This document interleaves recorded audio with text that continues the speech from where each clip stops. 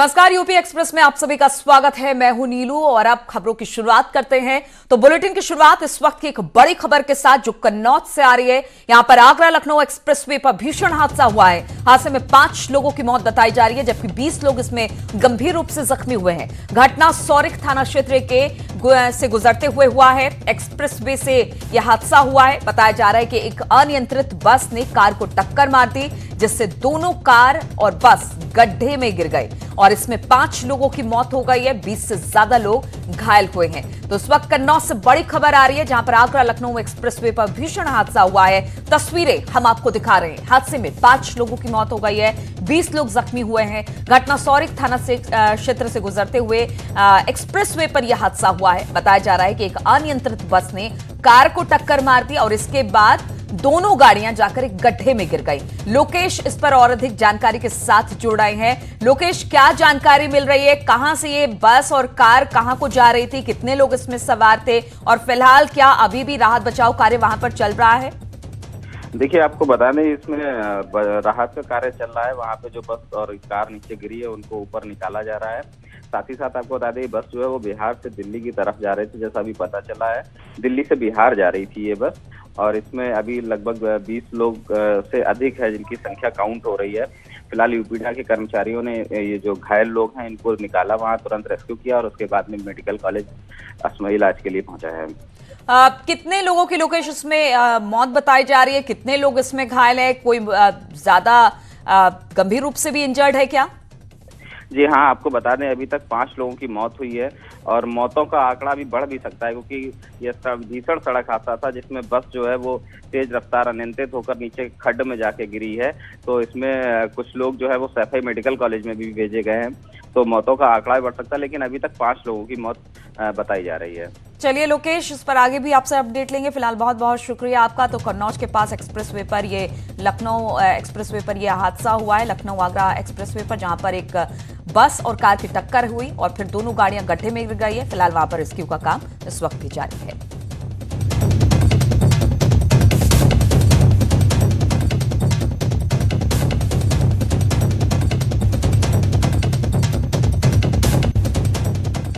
तो बड़ी श्रद्धा के साथ जो भक्तजन है वो भगवान भोलेनाथ की पूजा अर्चना कर रहे हैं।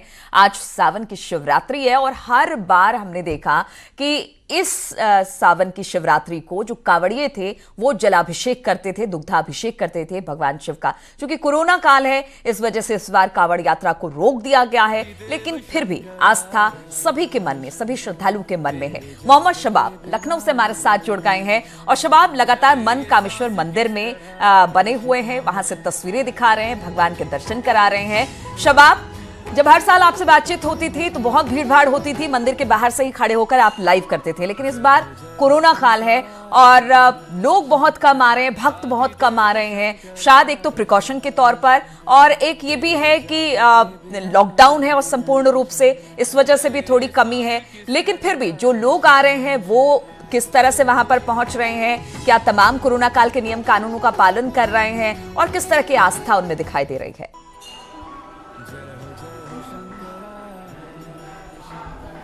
बिल्कुल, देखिए, कोरोना के संक्रमण काल का बहुत ज़्यादा असर पड़ा है सीधे तौर पर, यहाँ पर समझिए पूजा अर्चना पर भी। और मनकामेश्वर मंदिर जो आम दिनों में इतनी ज़्यादा भीड़भाड़ वाला इलाका रहता था कि सावन की सोमवारी तो छोड़ दीजिए, आम सोमवारी में भी यहाँ पर पाँव रखने की जगह नहीं होती थी।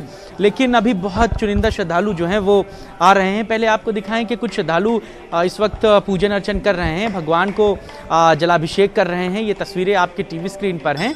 और चूँकि श्रद्धालुओं की संख्या बहुत सीमित है, बहुत चुनिंदा श्रद्धालु यहाँ तक आ रहे हैं, तो इसलिए जो है यहाँ पर लोगों को आसानी से पूजन अर्चन का मौका भी मिल रहा है।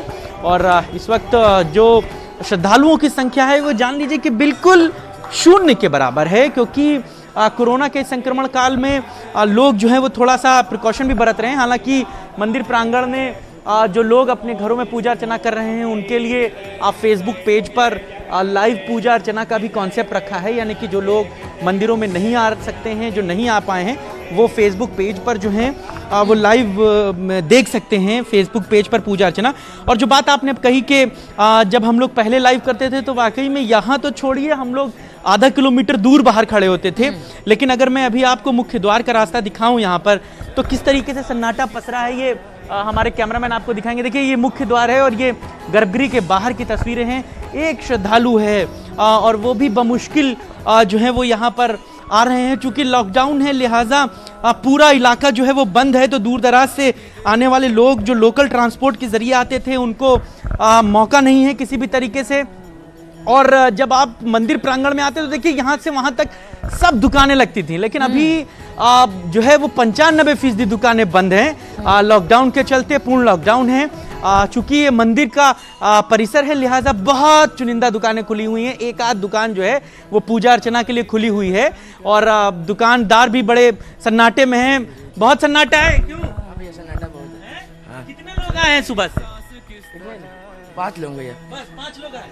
आप इधर आओ, शबाब, इधर आओ, बिल्कुल इधर आओ। गिनती भी इनको पता है कि क्या- सिर्फ क्या- क्या 5 पूजा लोग में है, आए क्या- हैं क्या यहाँ था? पे। वो रौनक जो हर साल यहाँ पर देखने को मिलती थी वो बिल्कुल रौनक यहाँ पर देखने को नहीं मिल रही है। दुकानें यहाँ पर बंद है क्योंकि आज रविवार का दिन है, लॉकडाउन किया गया है कोरोना को देखते हुए। मंदिर परिसर में भी बहुत गिने चुने भक्त आ रहे हैं। हम तमाम जगह की तस्वीरें भी दिखा रहे हैं, लेकिन आस्था है वो कम नहीं होती। भले वो अपने घरों में है, वहां पूजा कर रहे हैं, मंदिर है, मंदिर में भी अपनी तरफ से पूरी तैयारी की गई है, लेकिन लोग बाग कम वहां पर श्रद्धालु पहुंच रहे हैं। अनिरुद्ध शुक्ला हमारे साथ बाराबंकी से है। अनिरुद्ध, क्या वहां की भी तस्वीर लखनऊ जैसी ही है? वहां पर भी मंदिरों में लोग नहीं आ रहे हैं, ज्यादातर अपने घरों में ही पूजा कर रहे हैं आज सावन की शिवरात्रि की?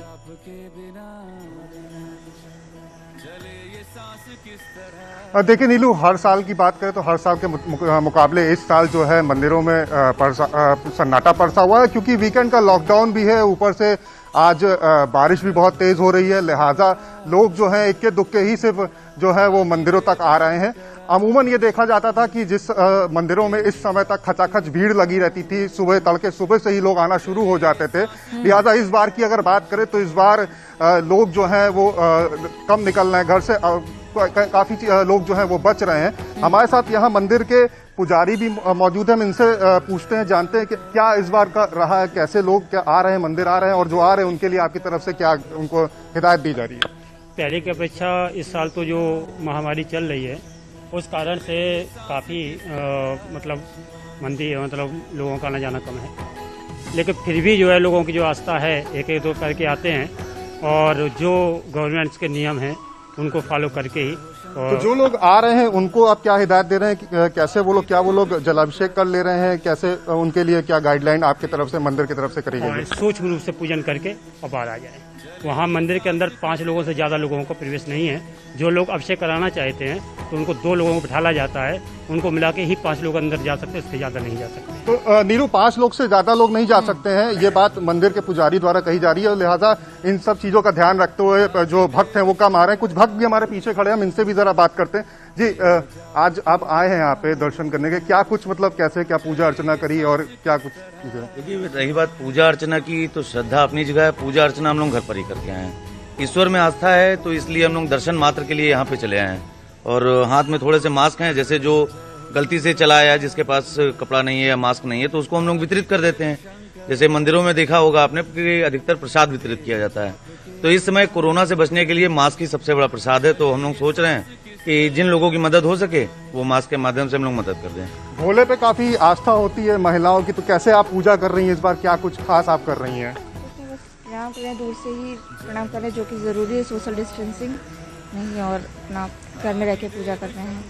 तो नीलू, इस बार खास बात ये रही कि जो लोग पहले मंदिरों में आते थे वो प्रसाद लेकर के आते थे, जल लेकर के आते थे, फूल पत्ती बेल पत्री लेके आते थे, पर अब भक्त जो है बिल्कुल अनिरुद्ध, लोगों ने भी अपने को कोरोना काल में बिल्कुल ढाल लिया है और लोग भी अब समझदार हो गए हैं। उनको भी समझ में आता है कि ठीक है, भगवान में अपनी आस्था है, लेकिन जान है तो जहान है, उसको भी ध्यान में रख रहे हैं, भगवान की आस्था को भी अपने मन में रखे हुए हैं। इसलिए एक भक्त को हमने देखा कि हाथ में मास्क लेकर आए थे कि जो लोग बिना मास्क पहने आ गए हैं उनको मास्क भी दे दिया जाए। शबाब भी हमारे साथ जुड़े हुए हैं। शबाब, मनकामेश्वर मंदिर की बात की जाए, आप वहां पर मौजूद थे, भक्तजन बहुत कम है, दुकानें बहुत खुली है, दुकानदार को तो ये तक याद है कि कितने ग्राहक उनके पास सुबह से आए हैं, कितने भक्तजन उन्होंने प्रसाद लिया है।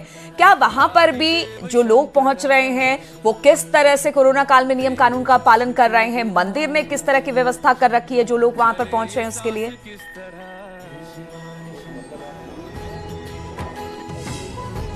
बिल्कुल देखिए, साफ तौर से इस बात को समझिए कि जो लोग आ रहे हैं वो खुद इस बात को समझते हैं कि कैसे इस कोरोना के संक्रमण काल में पूजा अर्चना करनी है। देखिए, लोग जो हैं खुद सोशल डिस्टेंसिंग का पालन करते हुए लाइन में लगे हुए हैं। चूँकि गर्भगृह में अनुमति नहीं होती है सभी लोगों को जाने की, लिहाजा लोग जो है गर्भगृह के बाहर से ही दूध जो है वो भोले को चढ़ा रहे हैं। उसका पूरा इंतजाम किया गया है, लेकिन लोग भी जो है वो बड़ा एहतियात बरत के जो है वो लाइन में लगे हुए हैं, ख्याल रखे हुए हैं। और सीधे तौर पर ये बात लोग भी अब बखूबी समझते हैं कि कहीं ना कहीं इस कोरोना के संक्रमण काल में हम लोगों को भी ये बातें समझनी होंगी कि कैसे इस कोरोना के संक्रमण काल में जो है वो जिंदगी को जीना है। लिहाजा लोग मास्क लगाकर ही प्रवेश कर रहे हैं। सैनिटाइजर की व्यवस्था गेट पर ही की गई है।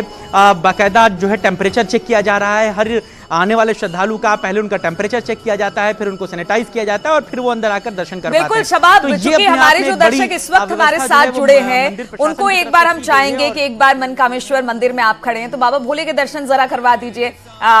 जो दर्शक इस वक्त हमारे साथ जुड़े हैं, कैमरामैन से जरा कहिए कि बाबा भोले के दर्शन करवा दें हमारे दर्शकों को।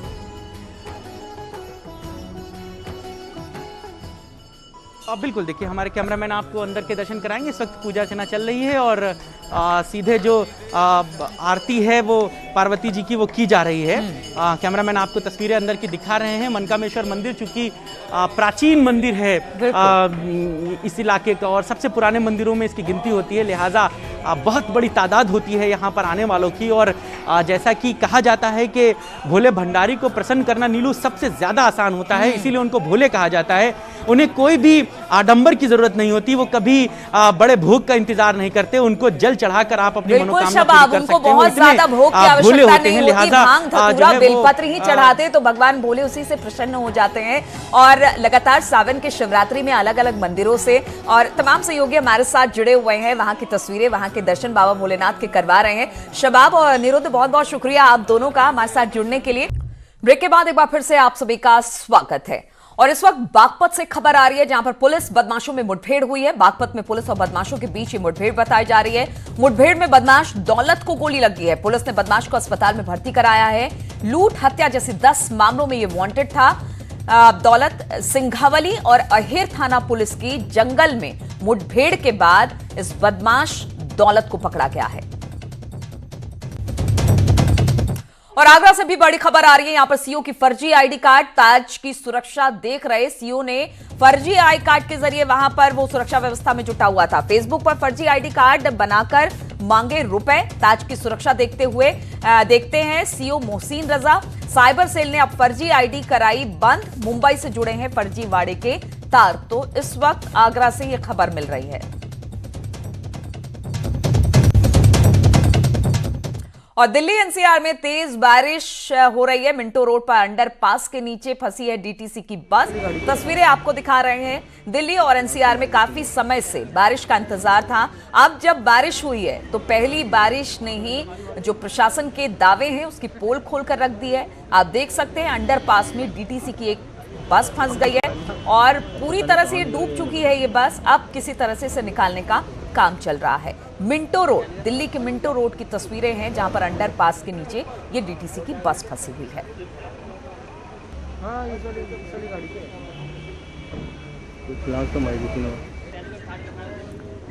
तो दिल्ली एनसीआर में बारिश का इंतजार तो लोगों को था, राहत भी मिली लोगों को गर्मी से, लेकिन जो मुसीबत जब बरसात होती है और जो जल भराव के बाद जो समस्या आती है अब उसका नजारा भी सड़कों पर देखने को मिल रहा है। डीटीसी की बस दिल्ली के मिंटो रोड के अंडरपास में फंस गई है। अब उसे निकालने का काम चल रहा है। पूरी तरह से ये बस डूब चुकी है और किसी तरह से इस बस को यहां से निकाला जाए, इसकी कवायद अब फिलहाल यहां पर की जा रही है। बारिश होती है, लोगों को राहत होती है, लेकिन मुसीबत तब जब जल भराव की स्थिति होती है और लोग बाहर निकलने से बचते नजर आते हैं। पहली बरसात में ही दिल्ली का ये हाल, प्रशासन के दावे फेल हो रहे हैं।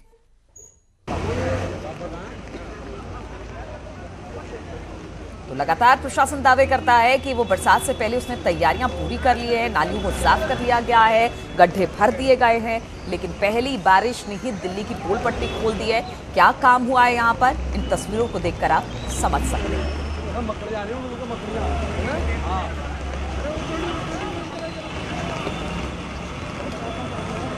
भैया दिल्ली एनसीआर में कल रात से ही यहां पर लगातार रुक रुक कर बारिश हो रही है और बारिश के बाद अब जल भराव की स्थिति बन गई है।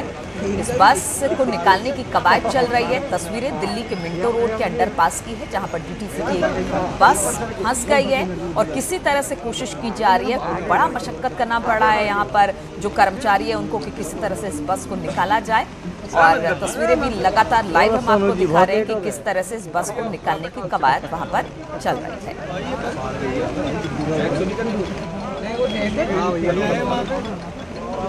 दिल्ली एनसीआर में बहुत दिनों से बारिश का इंतजार था। उमस भरी गर्मी से लोगों को राहत तो मिली, लेकिन कहीं ना कहीं जो गर्मी थी वो गर्मी तो खत्म हो गई, लेकिन जल भराव की समस्या से हम लोगों को दो चार होना पड़ा है।